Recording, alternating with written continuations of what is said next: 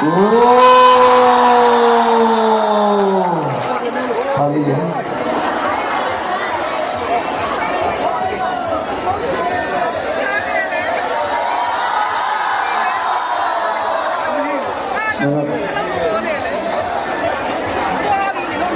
ောပါတော့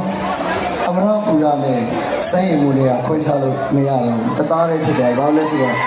3ချိန်မြောက်တတိယအချိန်မြောက်နော်တတိယအချိန်မှာ6လအတွင်းမှာနော်တော်နိုင်ရချစ်ချင်းမြတ်တာနဲ့ကျွန်တော်မန္တလေးမြို့ကိုမြတ်တာတွေအပြည့်နဲ့အားပေးကြတဲ့အတွက်ကျေးဇူးများကြီးတင်ပါတယ်နော်ဟေးဒီနေ့လေးတော့ကျွန်တော်တို့ချက်သွားတော့ပါနော်ဟေးဟုတ်တာပါဟေးဟုတ်တာဘယ်သူပေးတာလဲ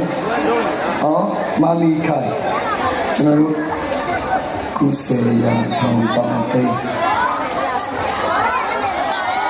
ဟော19သိန်းနဲ့190နဲ့မှာ3သိန်းဖြစ်ပါတယ်ခင်ဗျာစိတ်ဟန်းချင်းလေးပေါ့နော်မမီဟိုတကွင်းလောက်တော့ထပ်ဆက်ရမယ်တဲ့လေသားနဲ့နည်းနည်းကြက်နေ